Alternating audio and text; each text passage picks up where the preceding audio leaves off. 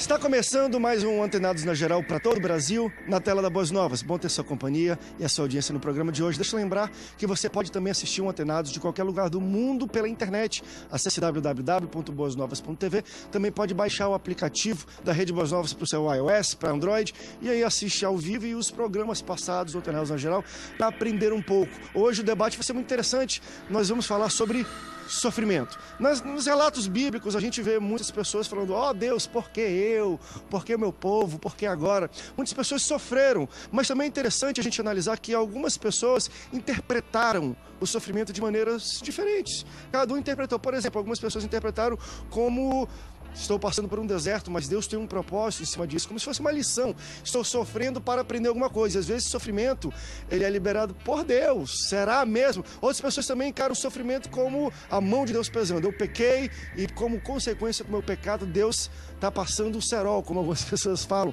passando o rodo. A gente também vai falar um pouco sobre essa interpretação. Outras pessoas também entendem que talvez os seus pais, os seus avós, antepassados fizeram escolhas erradas, e por causa das escolhas erradas dos pais, dos avós, existe uma certa maldição hereditária, e por causa dessa maldição eles sofrem do mesmo mal que o pai, que o avô, que o bisavô sofreram. Será que isso também acontece? Vamos falar também sobre sofrimento do justo, do ímpio. O que é sofrimento? Quando a gente pensa que é uma vida ruim, uma vida com, talvez está faltando dinheiro, com alguma dificuldade, isso é sofrimento?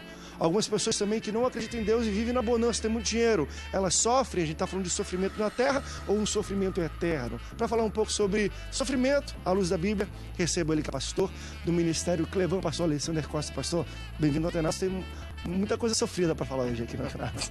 Pastor André Pastores, é um prazer estar aqui. Fiquei muito honrado, André, de ser convidado para discutir e conversar sobre esse tema, sofrimento, o justo, por que o justo sofre. Eu acredito que o justo sofre porque Deus é soberano, porque todas as coisas cooperam para o bem daqueles que amam a Deus, e como entender que um sofrimento pode ser, na realidade, uma grande bênção para a vida daqueles que são justos. E da vida daquele que ainda não conheceu o Senhor Jesus, muitas das vezes a consequência dos seus atos os alcançam, e aí isso muitas das vezes é transformado em sofrimento.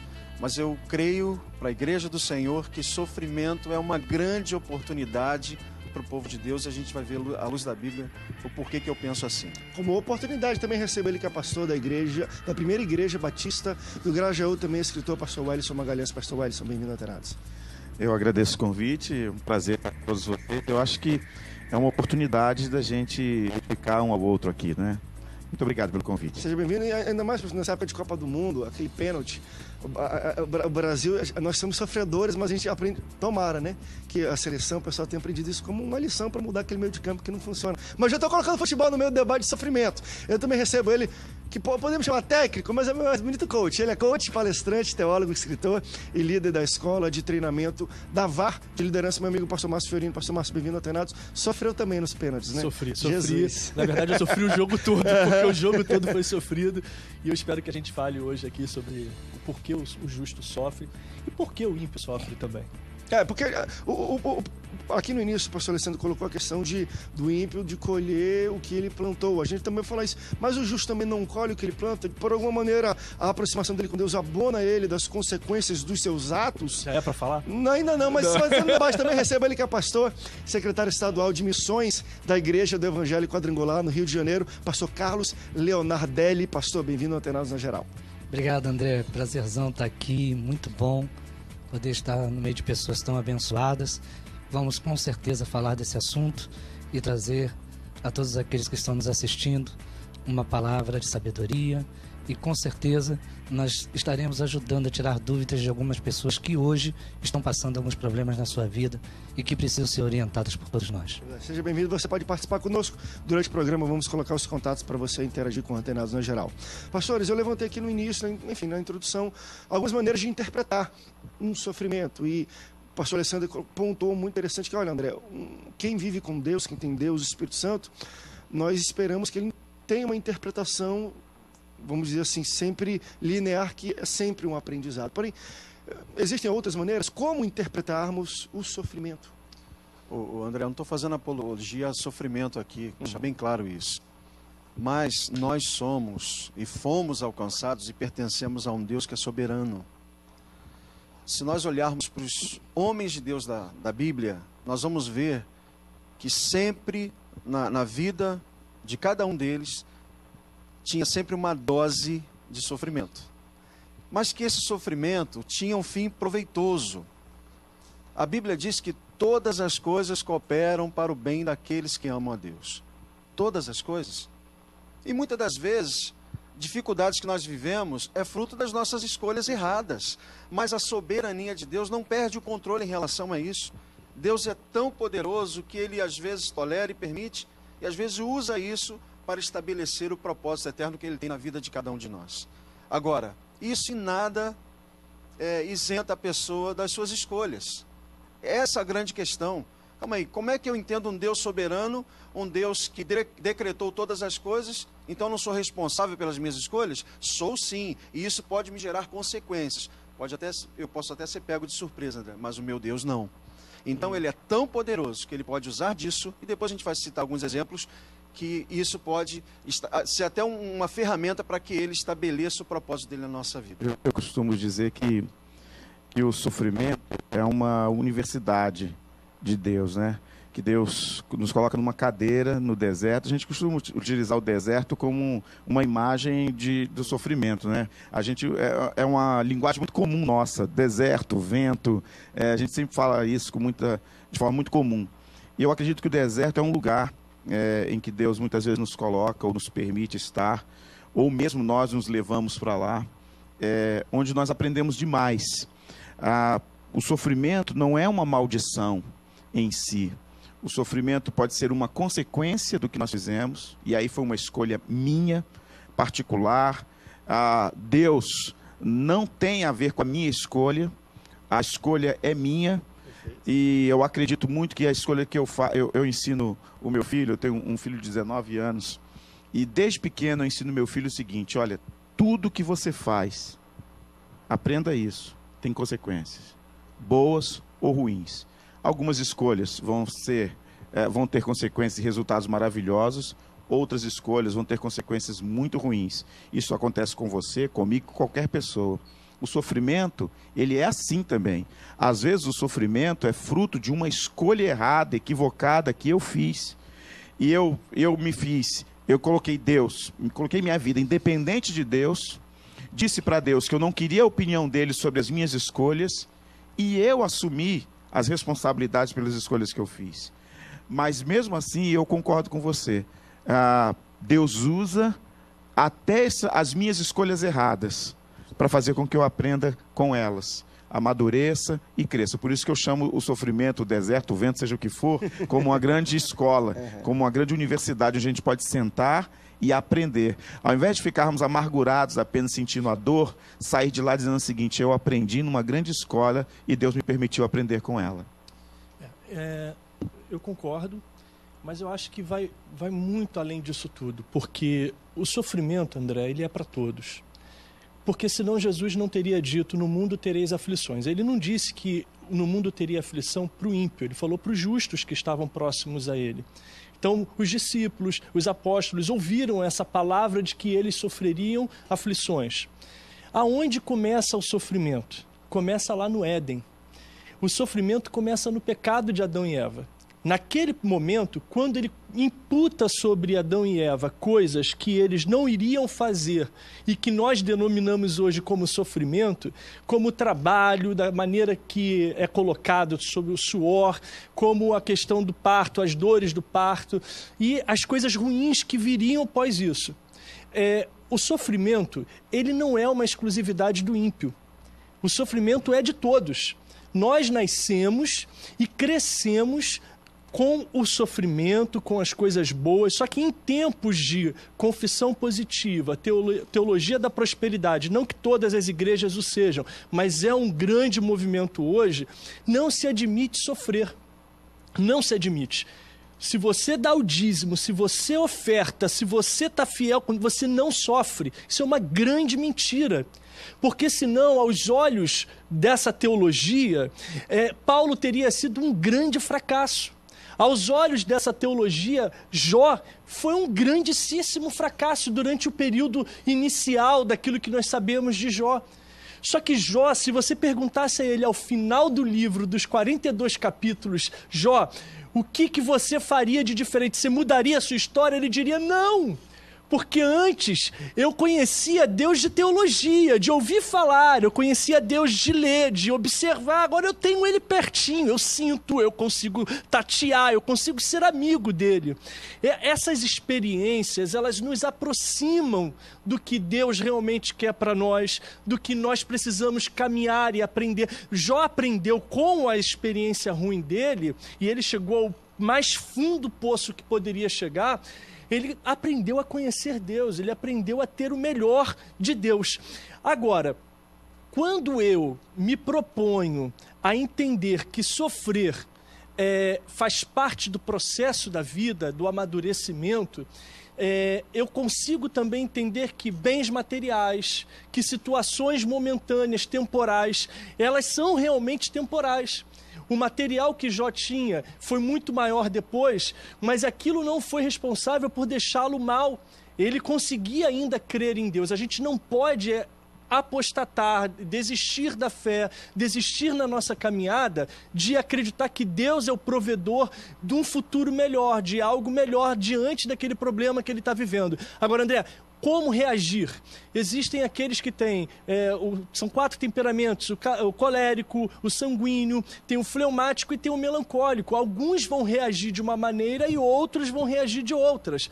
Existem aqueles que acreditam que foi por causa do pecado e que pecou, deu legalidade, e aí por conta dessa legalidade ele pegou a situação ruim. Eu acredito o seguinte, que se Deus é longânimo, e muita gente confunde a bondade de Deus, e aí está se dando mal por confundir, por interpretar mal a bondade de Deus, entre o ato do pecado e a consequência, existe o perdão, existe o arrependimento. Por isso ele é longânimo. E muitos dos atos que nós cometemos, se nós nos arrependermos logo depois, muitos deles a gente não consegue ter nem a consequência. Eu creio assim. Sim. Deixa eu só falar uma coisa assim, que eu acho que, independente de ser fleumático, colérico, qualquer outro temperamento, assim, o olhar para Deus independe da nossa personalidade. Entende? Assim, a forma como nós vamos reagir pode ser caracterizada pelas nossas personalidades, mas a forma como a gente vê Deus, como a gente enxerga Deus, independe da nossa personalidade. Se você é colérico, se você é fleumático, se você é melancólico, não importa. As suas reações podem ser diferentes, mas a forma como você enxerga Deus é que não pode alterar. Mas aí às vezes altera. Essa semana morreu o filho de uma pastora que mora próximo da minha casa. O garoto tem 21 anos, sofreu um acidente de moto e o pastor veio conversar comigo e falou assim, minha mulher está maldizendo Deus. Eu falei, calma, porque Deus conhece o coração dela, sabe que isso... Claro. Se fosse um fleumático, ele não faria o que ela está fazendo. Mas aí ela falou assim, Deus não me ama, eu não quero mais saber de Deus. E eu falei, calma, que Deus conhece, Deus está tratando, Deus está cuidando, ela vai voltar sem que ela... Pastor, mas minha mulher está apostatando. Eu falei, não, ela está sofrendo. Então, mas essa reação emocional não traduz o que ela acredita sobre Deus, é apenas uma reação emocional. Então, isso é natural que ela reaja assim. Eu acho que qualquer pessoa... ou muitas pessoas reagiriam do mesmo modo, gritariam com Deus, brigariam com Deus, entende? Abacuque fez Abacuque abriu questionamentos sérios com Deus. Quem pode imaginar, por exemplo, como foi a vida de José durante as prisões que ele passou? Acham que José passou lá na prisão cantando todos os dias? Pastor, não, eu acredito que José... Quem poderia dizer que Jó também não teve alguns momentos? Porque a Bíblia não relata tudo, e ele não é o homem perfeito. Não, pelo contrário, a Bíblia fala que Jó, várias vezes assim, Senhor, olha, eu queria ter morrido, então por que eu nasci? Amaldiçoou o meu dia, o dia que nasci. Por que eu nasci?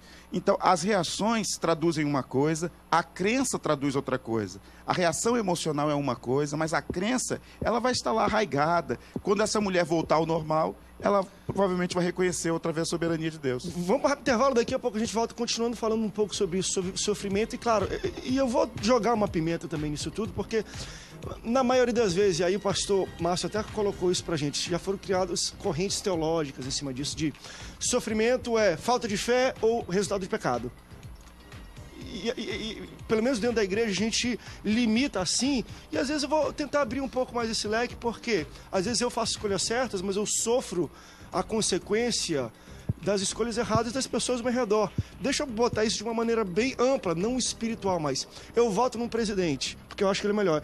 E 85% da população vota num que é ruim, eu vou sofrer junto com eles as consequências daquele governo, daquilo que eles decidem. De mesmo jeito, eu acho que pode existir em alguma questão espiritual. Eu aqui estou caminhando bem, mas as pessoas, meu irmão, meu pai, as pessoas que estão ao meu redor, ou no meu bairro, ou no meu país, na minha região geográfica, fazem escolhas erradas. E eu vou sofrer com eles junto. E aí, como é que eu questiono Deus nesse sentido? É falta de fé? É algo errado que eu fiz? E muitas pessoas vivem numa situação dessa e ficam questionando Deus. Deus, por que eu pequei? Falta de fé? Às vezes são escolhas de pessoas que estão ao redor. Vamos também abordar isso, claro. Tem muito tempo para isso, vamos para o rápido intervalo. Daqui a pouco a gente volta, que estourou tudo. O Antenados volta já já.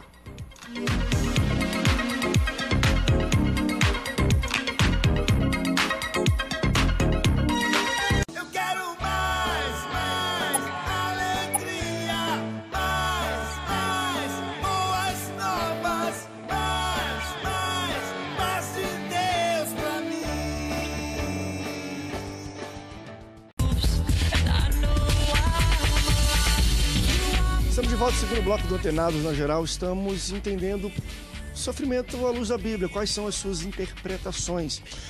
Claro que no início, e acho que isso é uma visão muito, eu não vou dizer espiritual, mas de pessoas de igreja, a gente sempre leva sofrimento como talvez um resultado de alguma escolha errada, um pecado, ou às vezes falta de fé. Teologias, linhas teológicas inteiras foram criadas em cima disso, né? Pare de sofrer, porque se você estiver sofrendo é por escolha própria sua, por falta de fé ou porque você está em pecado. Isso pode ser aceitável, mas se a gente limitar o sofrimento a só essas duas coisas, falta de fé e, vamos lá, e resultado de pecado, é muito perigoso. A gente tem visto coisas perigosíssimas criadas em cima dessas duas vertentes. Claro que eu vou passar para o pastor Carlos falar um pouquinho aqui. Eu acho que ele vai discordar de todo mundo aqui, não tô brincando. Mas, pastor Carlos, como é que você está enxergando todo esse debate e para onde ele está indo? A gente está falando sobre sofrimento, resultado de pecado e às vezes falta de fé. E aí a gente pode até abordar, a gente tocou aqui em Jó. Pecado, falta de fé, o que foi? Tem algumas coisas que a gente não consegue nem explicar porque as pessoas sofrem de fato, né? É verdade. André, é importante nós nos remetermos um pouco à vida de Jesus e entendermos que quando Jesus foi para a cruz, apesar dele já ter anteriormente declarado aos discípulos que ele iria morrer, ver o líder deles na cruz foi muito difícil. Ver Jesus na cruz, eu acredito que eles deveriam, naquele momento, pensar o seguinte: a qualquer momento ele vai sair dali. Se ele ressuscitou mortos, se ele curou pessoas, se ele andou sobre as águas, ele fez coisas sobrenaturais, ele não vai sair dessa cruz? Ele vai sair dessa cruz. Mas eles acabaram percebendo que ele não sairia daquela cruz. E por algum momento eles deixaram ele sozinhos e voltaram para as suas atividades. Foi na ressurreição de Jesus que Jesus resgata eles novamente, lembrando que aquele sofrimento era necessário. Ele precisava passar pela cruz. Existem muitas coisas na vida da gente que vão nos remeter, vão nos levar a um sofrimento. Mas com certeza esse sofrimento, ele tem um propósito, porque o nosso Deus é um Deus de propósito. O nosso Deus, ele nunca nos deixará ficar em situações sem uma resposta. Pode ser que em determinado momento o céu vai se calar para nós. Em determinado momento ninguém vai ter uma palavra para nós. Mas lá na frente, nós vamos perceber que era necessário passar por tudo aquilo. Aquilo ali iria gerar para nós o que Cristo gerou para nós. A igreja primitiva, ela começou tendo como exemplo o sofrimento de Cristo na cruz. Por isso eles não desanimaram. Por isso eles não desistiram. Pastor, eu acredito, André, que sofrimento é uma ferramenta de Deus para agregar valores aos seus filhos. Tá? Então, tem valores que serão depositados na nossa vida através do sofrimento. A perspectiva que eu tenho a respeito da vida de Jó é a seguinte: olha, meu filho está me dando tanta alegria que eu tenho que abençoá-lo, ele com uma bênção que ele ainda não recebeu. Satanás, vem cá. Observaste tu, meu servo Jó, quem me compraz? Quem incita Satanás é Deus. Ou não? Mas é o que Deus chama fez. briga, De onde tu vens? Vem cá. Deus promove aquilo ali. Claro, mas até o acusador dos nossos irmãos, o nosso acusador, não tinha acusado Jó até aquele momento? Então Deus chama a atenção dele, porque Deus queria dar a Jó o que ele ainda não possuía. E isso a gente encontra no capítulo 42. Tudo aquilo que ele tinha não se compara a um relacionamento íntimo com Deus. Então, olha só, outra coisa, tirar meu povo, falar, deixa o meu povo ir para o meu povo me adorar no deserto, não é na terra prometida. Então, André, eu tenho essa perspectiva, talvez até por caminhada, sabe? Talvez até por tanto sofrimento, né? Por tanto então, sofrimento. Outra coisa que foi falado aqui, sofrimento do... Gente, a maior riqueza é passar por tudo isso, por todos os problemas da vida e continuar na presença de Deus, né? Muitos ficaram pelo caminho. Quer maior riqueza do que essa, pastores? Não tem. Então, olha só, repito, não estou fazendo apologia a sofrimento. Não estou dizendo são que fatos, a gente... né? Mas são fatos que não a gente estou quer dizendo olhar. que aqui a gente, Deus é soberano, eu não sou responsável pelas minhas escolhas. Não é isso. Deus quer que você faça as escolhas certas. Mas quando você faz a sua escolha errada, o Senhor é tão poderoso que Ele é capaz de até transformar aquilo em algo positivo para a sua vida. Não, e até as escolhas certas. Também. Por exemplo, Jesus fez a escolha certa. Diz a palavra de Deus em Filipenses capítulo 2, que ele não teve por usurpação ser igual a Deus, mas antes aniquilou-se a si mesmo, tomando a forma de homem, não é isso? E o levando até a morte e morte de cruz. Ele fez a escolha certa, e a escolha certa o levou ao sofrimento. Na verdade, nós podemos fazer escolhas corretas e Deus permitir o sofrimento nas escolhas corretas que fazemos. Então, nós não podemos amaldiçoar Deus porque fizemos as escolhas certas e mesmo assim Deus permitiu o sofrimento. Porque o sofrimento, assim, o sofrer é parte da vida do ser humano. Eu costumo dizer que eu sou pós-graduado nisso, porque eu já vivi muitas experiências dolorosas na minha vida, muitas experiências.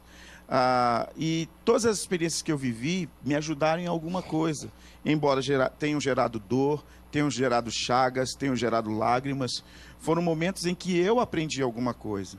Então, eu louvo a Deus por isso. Embora eu não seja parceiro muito da ideia de que Deus sempre quer que a gente sofra. Eu não acredito nisso. Eu acredito que Deus usa o sofrimento. Mas Deus não quer que a gente sofra, mas Deus usa o sofrimento, porque o sofrimento faz parte da vida. No começo do programa, você falou sobre a ideia do pecado original. O pecado original gerou sofrimento, e a humanidade vai ter que conviver com isso até a volta de Jesus. Vai ter que conviver com o sofrimento. É algo inexorável, nós não podemos fugir disso. O triunfal de tudo na nossa vida não é o que a gente só conquista nessa vida, porque, na verdade, isso é o triunfo de projetos humanos, mas o projeto do crente, do cristão, não é aqui. Então, todo triunfo que nós esperamos, o grande finale, está relacionado ao céu, está relacionado ao que nós seremos pós essa vida. Então, como nós estamos materiais demais, maldito aquele que só espera Deus nessa vida, nessa terra, nesse mundo aqui, como nós estamos muito enraizados às coisas materiais, e tem se pregado isso, porque fala-se mais do material do que do celestial. As pessoas estão se acostumando, se contextualizando com a ideia de que todo triunfalismo, tudo que é bom, tudo que é certo é relacionado a alguma coisa material que a gente está vivendo. Márcio. Então, a dor da perda de um ente querido, Jesus chorou quando perdeu um amigo, ok, mas tem pessoas que se aniquilam para o resto da vida com sofrimentos terríveis. Eu sei que tem pessoas aqui agora passando por isso, estão sofrendo há 10 anos a perda de um filho e não conseguiram se recuperar. Existem pessoas que estão até hoje pela perda de um casamento, pela perda de um emprego. Tem uma pessoa que esses dias tomou remédios para morrer, foi parar no hospital porque perdeu um emprego e está desempregado, com uma filha linda, com uma vida linda, com uma família linda que você tem. Você não vai lutar por um novo emprego, você prefere morrer entender. Existem pessoas que estão tão presas a esse sentimento humano que não entendem que Deus não é humano. Então, e aí é o grande problema, enquanto não for aprovado nessa prova, enquanto não vencer as etapas dessa dor, desse sofrer, vão continuar sofrendo. Deixa eu levantar uma questão que eu acho que foi o pastor Alisson colocou muito bem. Fantástico, e fantástico. a gente espera que é o seguinte, às vezes a gente faz a escolha certa, e a escolha certa é que nos leva a um aparente, ou a um sofrimento de fato. Que é uma coisa interessante hoje, e aí eu falo mais administrativamente falando, é um absurdo, mas como assim?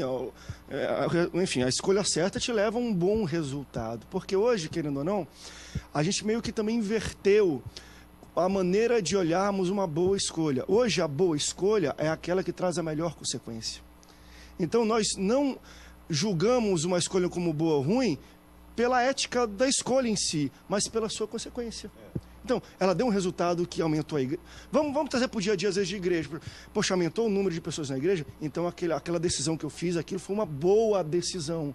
E às vezes não. Às vezes uma má decisão é o que atrai pessoas para a igreja. Às vezes uma boa decisão, uma boa palavra é aquilo que vai confrontar as pessoas. Então hoje nós julgamos o que é uma boa escolha pela sua consequência, não pela escolha em si. O cara tem Então, dinheiro, vou escolher o cara do dinheiro. E por isso que eu acho que... Vou escolher aquele cara porque ele tem bastante dinheiro e vai me dar uma boa vida. Qual vai dar o melhor resultado? É esse o melhor resultado? Então a melhor escolha é o que vai me levar a esse resultado. A gente começa a escolha pelo resultado que ela vai trazer e não... André, é um pensamento tipo, inverso. fim justifica os É um meios. pensamento inverso. Fim justifica os meios. Eu acredito também que existem sofrimentos anunciados. Vamos apimentar um pouquinho, né?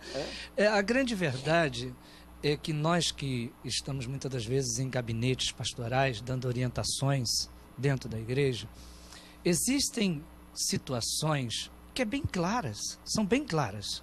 Nós olhamos e falamos, vai dar errado. Não tem como dar certo. Entendeu?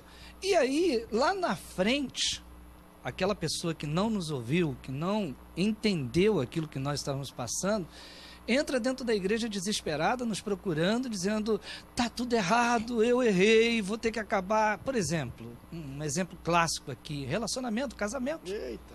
Você está entendendo? Muitas situações aí, a nível de matrimônio, que coisas assim anunciadas, tá na cara, tá na tua frente, aquilo não vai dar certo, não tem como dar certo. Você está entendendo? E você orienta, fala, e daqui a 3 meses você está fazendo casamento. Entendeu? Os tempos, né, pastor? Hoje as pessoas têm dificuldade de esperar, André. Hoje a geração fast food, é tudo muito rápido. Então, você vai pelo prazer momentâneo, imediato, rápido, para poder resolver uma deficiência, uma vontade. E aí depois vem o sofrimento, a consequência. Mas, Omar, sabe qual é o problema? Porque nós que somos a igreja, a gente não está sendo influenciado pelo Espírito de Deus. A gente está sendo conduzido por esse mundo, pelos valores desse mundo. Então, esses padrões que a gente se depara dentro das igrejas é o grande problema. Por exemplo, você está pontuando coisas reais que nós vivemos no dia a dia, mas que não é o padrão para caminhar, né? Como igreja que eu estou dizendo. Então, por exemplo, pega os 70 que foram enviados pelo Senhor, todos foram martirizados, todos eles. Olha só que interessante. Vamos pro break, daqui a pouco a gente volta depois nisso. Você ainda vem. Vamos voltar nisso. Enfim, Deus me segura, eu falar algumas coisas, mas eu não posso falar aqui não. Mas enfim, depois a gente pare de sofrer.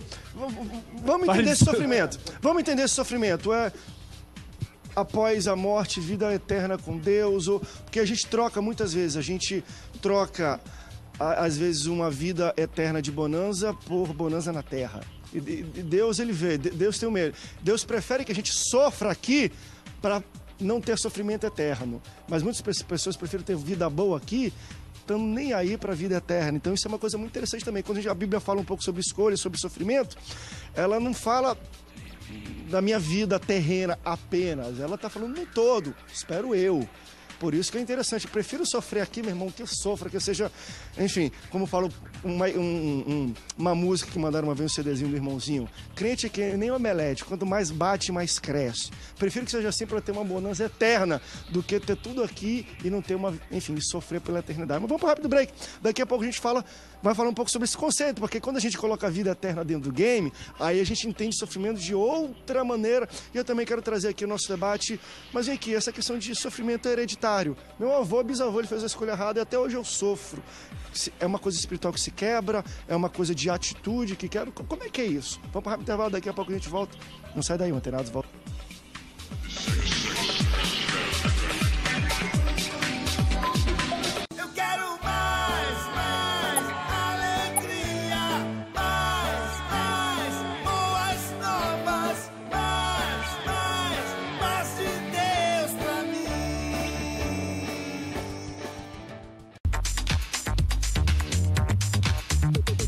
Estamos de volta ao Antenados na Geral, falando sobre sofrimento. Sabe que é uma coisa interessante? A gente tá no terceiro bloco, eu acho. E aí, enfim, durante o break a gente começa a conversar um pouco sobre sofrimento, aí a gente bota a vida eterna no jogo. O pastor Wallace falou, André, vão ter crentes que vão sofrer pela vida inteira. E o interessante é a gente parar para tentar definir o que é sofrimento. Porque muda. Talvez, enfim, não sei, se você chegar com... O que é sofrimento para você? O cara vai falar, sofrimento para mim é não ter o que comer. É plausível. E para você? Outras pessoas vão falar, para mim é não ter o carro do ano, não ter uma boa roupa, não ter, enfim, né, meu iPhone com 3G para poder entrar nas redes sociais. As pessoas hoje, qualquer coisa, como o pastor até falou, perdi um emprego, meu Deus, eu quero me matar. As pessoas, elas têm interpretado o sofrimento de uma maneira muito maluca, né? A gente, enfim, botamos até Jó aqui, e é interessante como Deus de fato tratou Jó. Falou, olha, tu tinha tudo, era rico, sofreu tudo isso. E agora tu me conhece. É interessante que às vezes a gente pode ter tudo na vida e a gente não tem relacionamento com Deus, e esse talvez seja o maior sofrimento. Por quê? Porque a gente está botando agora...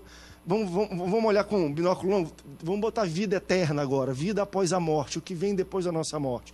Quando a gente coloca nisso, às vezes uma vida de tudo na terra, de rico, de prosperidade, não necessariamente prosperidade divina, mas o cara está ganhando dinheiro, o cara é riquíssimo e tudo, e quando você bota vida eterna no jogo, ele é o maior sofredor de todos. Estou errado ou não? Quando a gente olha vida após a morte, o cara mais rico do mundo, a gente fala, esse cara sofre. Por quê? Porque eu comecei a ver vida após a morte, vida eterna.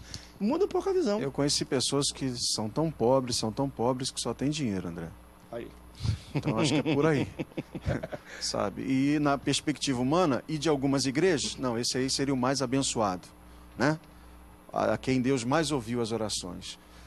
Eu acho que o maior sofrimento, eu já falei isso aqui em outros programas, em outros temas, é a realidade, não se aplica a todas as igrejas, mas a realidade do evangelho no Brasil, meus irmãos. Que tem um rótulo de sofrer. Não, e o rótulo de comida saudável é veneno. Isso é veneno. E a gente tem que fazer alguma coisa, né? E é por isso que eu não me canso de usar essa oportunidade aqui para falar que isso não procede do coração de Deus. Essa teologia mentirosa da prosperidade de uma forma mesquinha para se realmente tirar das pessoas. Você quer ser... Sabe o que é melhor do que receber um milagre, André? É ser um milagre na vida do seu irmão. Então vamos virar a chave. É ser a resposta de oração. Não, eu quero receber, Senhor, eu sou minha resposta. As pessoas sofreriam menos se estivessem se ajudando. Essa é a essência do evangelho. A gente tem alguém que é o nosso exemplo. Jesus é o Senhor Jesus. Por causa da gente. Ele se fez servo. Ele, né? É isso. Então vamos ele. Quem quiser vir após mim, então é trilhar onde ele trilhou. Ele foi humilhado. Ele não tinha muitos momentos onde reclinar a cabeça. Ele dormia de dia, cochilava às vezes na caminhada, porque à noite passava orando.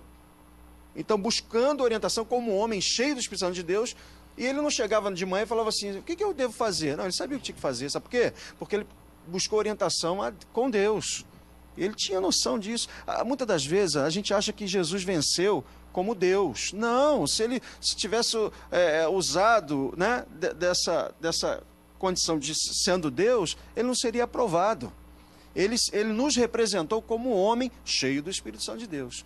Eu venci o mundo, vós também podereis vencer, como um homem cheio do Espírito Santo de Deus. Então, aproveitando essa parte aqui, André, que me foi dada, essa oportunidade. A igreja do Brasil precisa despertar. Nós precisamos amar ao Senhor acima de todas as coisas. e parar com esse egoísmo, eu estou sofrendo, eu sempre eu quero, e aí é que traz o sofrimento. Na realidade, o inimigo aproveita isso, cerca a gente com um cenário, e a gente acredita nesse cenário, e ele rouba dos nossos lábios o louvor e coloca a murmuração. Essa situação, a gente olha e fica só murmurando. Eu gostaria de levantar também, aproveitando a sua fala, a respeito de um problema que a gente verifica hoje, principalmente dentro da igreja: complexo de inferioridade. Aquela questão de que eu sou o menorzinho de todos, a vida para mim nunca está boa. Existem pessoas que, se você chegar hoje de manhã e vê-la no meio da rua, né, atravessando uma rua, e aí você chega próximo, está tudo bem? Não, está tudo ruim. Se 2 horas depois você encontrar com ela de novo, e aí, está tudo bem? Está tudo ruim. Ou seja, nós também estamos cheios de pessoas que convivem conosco no dia a dia, que nunca está bom, cara. Deus está sempre fazendo coisas na vida dessa pessoa. E está sempre ruim. Eu gostaria de que vocês me ajudassem. Sabe o que acontece? Posso só falar sobre isso? Rapidinho. Foi no deserto. A gente fala de igreja aí, irmão. Então, porque eu me lembrei... Eu me lembrei de um texto. Eu me lembrei de um texto de domingo. A gente estava partilhando com a comunidade o texto a história do povo de Israel quando sai do Egito. Quando eles saem do Egito e chegam à beira do mar, eles falam assim: Moisés, foi para morrer aqui no mar? Aí eles atravessam o mar. Chegam no deserto e falam assim: Moisés, foi para morrer de fome que a gente veio para cá? Aí Deus manda comida. Aí eles saem do deserto. Depois, Moisés, foi para morrer de sede que a gente veio para cá? E lá em Meribá, as águas saem. Então, na verdade, existem pessoas... Eu preferia, então, estar na Egito. Né? O tempo inteiro... Mas parece que é uma chantagem com Deus, né? Vai fazer, Mas olha só, o tempo inteiro vão existir pessoas assim, pastor. Sempre vão existir pessoas também que murmuram por tudo o tempo todo, que choram o tempo todo, que sofrem o tempo todo e que acham que Deus esqueceu o tempo inteiro. Mas deixa eu só voltar aqui uma coisinha importante do que você falou também no início, que eu acho extremamente importante a gente pontuar aqui. Essa ideia de que o cristão, aquele que acredita em Deus, não sofre, é tão mentirosa e tão diabólica, que talvez seja hoje a promotora das maiores doenças emocionais e espirituais na nossa sociedade, dentro das nossas igrejas. Enquanto as pessoas continuarem a dizer que aquele que acredita em Deus não passa por sofrimento, não passa por momentos difíceis, e todas as benesses materiais precisam se materializar de fato na vida delas, nós vamos continuar impregnando uma mensagem diabólica no meio das igrejas cristãs. Mas pastor, essa é a tônica hoje do que é pregado. Quando o nosso amigo pastor Alex falou sobre a igreja precisar despertar, os homens da época primitiva, eles foram martirizados, os discípulos. A igreja não está pronta mais para isso, porque hoje ou você vai para vencer ou você não vai, fica aqui.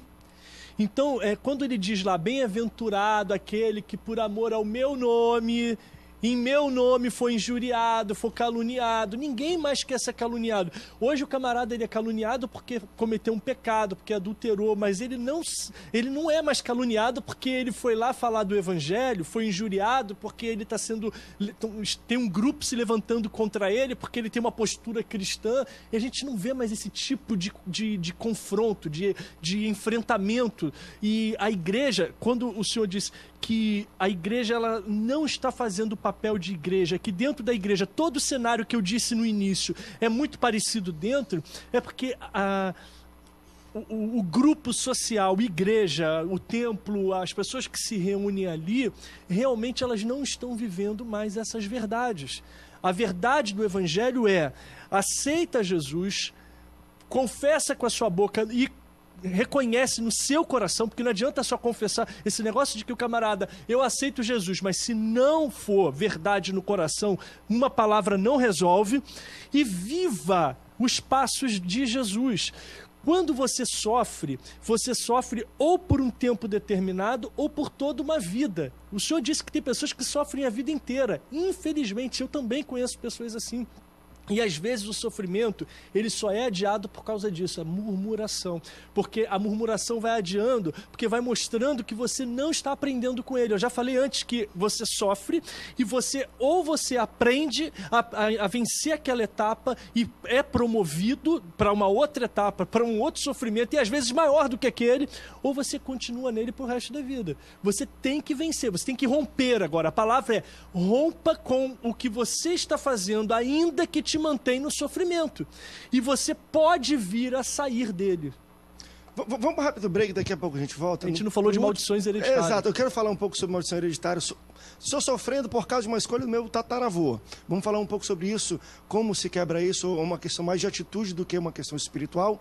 Eu também quero levantar, tinha algumas pessoas aqui que eu estava vendo aqui na internet, mas que estão meio que contestando uma palavra que foi interessante, mais polêmica inicial do pastor Márcio, da seguinte situação. Quem se arrepende, ela de alguma forma é isenta de sofrer consequências dos seus atos. A gente está falando mais para quem é salvo.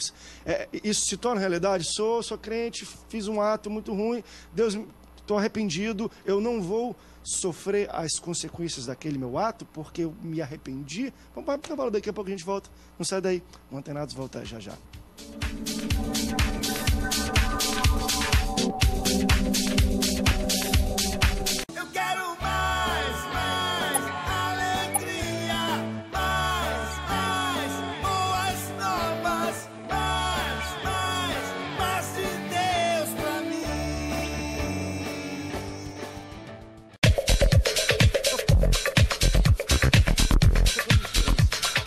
Do Antenados na Geral, estamos de volta falando sobre sofrimento. Isso não levantou uma polêmica no início aqui, e dentro do contexto a qual foi colocada, eu concordei. Mas quando a gente pega e isola ela, essa fala o seguinte: se você é um salvo e você comete um ato, e a gente sabe que do ato, da ação até a consequência, tem um tempo. E nesse meio tempo você, de fato, se arrepende de coração. Deus vai te isentar de sofrer a consequência desse ato? Aí muitas pessoas falam, olha, André, eu discordo disso. Para mim, tudo que você planta, você vai colher. Não sei, cara, Deus pode diminuir a carga ou não. Tá. Quem é a gente para dizer qual é a consequência também, mas todo ato sofrerá uma consequência. André, eu vou te fazer uma pergunta agora. Você que vai ser arguído agora. Não, eu só pergunto aqui, né? Todo ato seu já sofreu uma consequência? Nossa, senão eu já tava, meu Deus do céu, né? Então, eu acredito, literalmente, é uma questão Mas isso é pra todo mundo, teologicamente, não é só pra quem é crente salvo, não. Eu sei. Não é porque às vezes a gente separa quem é crente e se arrependeu, não. É lícito você orar depois pedindo a Deus para não ter consequência? É lícito, a oração é tua, você pode... Eu, basicamente, acredito nessa história, eu acredito nesse conceito, e eu acho que o tempo do ato do pecado, a consequência dela, esse tempo se chama misericórdia, se chama longanimidade. E se você se arrepende ali, a consequência dela pode não ter... Eu já tive situações assim na minha vida. Agora, é lógico, foi falado aqui, o cara matou publicamente, não tem como, mas depende do ato. Tem pessoas que... Vou ser muito claro aqui, tem muito jovem, vai lá, se masturbou e depois vai pedir para Deus para que, Senhor, não me deixa sofrer uma consequência, porque se é pecado vai ter uma consequência. Não vem com essa de que é só adultério de uma mulher casada ou que o cara matou. Tocou umazinha, já está dentro da consequência. E aí você sofreu todas as consequências. Basicamente, para mim, funciona assim. Você tem um tempo, agora Deus é soberano, tá? Ele pode te dar consequência porque ele é o dono de tudo, ele é o soberano que tem todas as escolhas em suas mãos, e se ele quiser te dar a consequência, ele vai te dar. Mas se ele quiser ser misericordioso diante do seu arrependimento, ele também é. É uma questão pessoal, não é bíblica, porque Davi, ele se arrepende e teve a consequência. Exatamente. Então, por isso que eu acho que a gente tem que tomar cuidado, assim, e eu acho que você tem até sabedoria quando você fala assim, uma posição pessoal. Muito pessoal. Porque, na verdade, assim, eu acredito que tudo tem consequências. Tudo. Eu até falei isso no início, boas ou ruins. Por exemplo, o exemplo aqui do cara que mata. Uns vão presos e outros não. Mas todos tiveram consequências. A prisão é uma consequência, mas a culpa é outra consequência. A prisão é uma consequência alimentada com a culpa. A culpa sem a prisão é uma outra consequência. Ele vai conviver a vida inteira com a culpa. Será? vai conviver. Não. Ele vai, não. Tem muitos que não se culpam pelo seu erro. Mas aí, peraí, você está falando. Se culpam. Então, mas aí você está falando de uma situação patológica. Aí você está falando de uma situação patológica. De uma situação de um camarada que é um sociopata, por exemplo, que ele comete um erro, algo grave, mas aquilo não fere a ele. Mas aí é uma situação emocional e patológica. O que eu estou dizendo é o seguinte, que a culpa, por natureza, ela se instala no coração de qualquer ser humano. Então, assim, se eu adulterar... eu tenho Sabe o que prende os cristãos? Só um exemplo. Sabe o que prende a igreja? Só um exemplo rapidinho. Um filme. Eu vou contar isso em 30 segundos. A mulher chega para o cara e fala assim... A mãe a mulher chega para o cara e fala assim, olha, vamos transar hoje à noite? E ele fala assim, não, porque eu amo minha mulher. E ela fala assim, mas ela não está aqui, ela não está vendo. E ele diz assim, mas eu estou vendo. Então, na verdade, a culpa se instala no coração do ser humano, ele sabe o que ele faz, ele sabe das atitudes que ele tem, essa consequência vai estar dentro dele, não vai sair. Essa consequência só está no coração de uma pessoa que não se arrepende. Quando o Senhor diz que ele vai passar a vida inteira carregando a culpa, eu não carrego a culpa de todos os meus pecados, porque senão eu estaria morto na minha consciência. Mas tudo bem. Minha consciência. O que prende muitos cristãos hoje de agirem é cometer o pecado e a consciência ficar com aquela culpa pro resto da vida e Deus já perdoou. Sim, não. Eu posso ter matado. Então, o que eu estou dizendo para você é o seguinte. Eu posso ter matado a minha mãe e Deus pode me perdoar. Porque se eu me arrepender de verdade, Deus me perdoa. O problema é que a igreja está cheia de pescadores de pecados, vão lá no mar do esquecimento pescar pecado e ainda fica com aquilo na consciência. Mas presta atenção, o que eu estou dizendo... A consciência do arrependido não pesa. Sim, mas presta atenção, o que eu estou dizendo é o seguinte, que a consequência da culpa, se ela vai demorar 10, 20, 30 segundos, 10 anos, 50 anos, é outra história. O que eu estou dizendo para você é o seguinte, você fez, a culpa vem sobre você. Isso já é uma consequência. Se você vai se arrepender, Deus vai curar seu coração, aquela culpa vai embora, acabou. Mas você, imediatamente, aquela culpa se instala no seu coração. André, tanto quanto se eu der dinheiro hoje, ofertar hoje, eu não tenho a certeza de que vou colher amanhã, eu também tenho a certeza de que nem todo erro meu eu vou colher amanhã, senão eu passaria minha vida inteira colhendo erros, colhendo consequências. Eu digo isso porque eu já fiz vários votos dentro da igreja, mas o que o pastor numa está época falando de é o seguinte, teologia. Mesmo que seja momentâneo de 10 segundos, você vai colher algum tipo de sentimento. O sentimento por si só já seria... Não, porque, assim, por exemplo, eu tenho dificuldade, eu concordo em parte, mas assim, eu tenho dificuldade em entender um cristão que tem a mente de Cristo, que cometeu um crime como um assassinato e pediu perdão e se sente perdoado por Deus e não sente culpa. A não ser que ele chegue e fale assim, eu que matei, eu quero ficar preso aqui, pagar prisão. Eu tenho dificuldade. Para mim, uma pessoa nunca vai se perdoar diante de Deus, se ela é mentalmente estável, de Deus me perdoa porque eu matei um cara, mesmo que seja 20 anos atrás, eu não sinto mais culpa. Um cara desse não vai ficar, por exemplo, na minha concepção, não vai ficar com a mente dele leve antes de pagar perante a sociedade. Mas se... Então, André, assim, André, a gente... mas se esse ato de um homem cristão, como você o é, porque eu não sou pai, mas eu como cristão, eu jamais mataria alguém, mas você como pai, num ato de defesa da sua filha... Sim, mas aí a lei me permite... A gente fala assim, mas eu a lei um cara não é como? Mas é morte, não importa, moralmente falando, você matou alguém. Independente do que você acha, do que a lei diz, a lei de Deus diz, não matarás. Qual é o correto? Deixar sua filha morrer ou matar aquele bandido?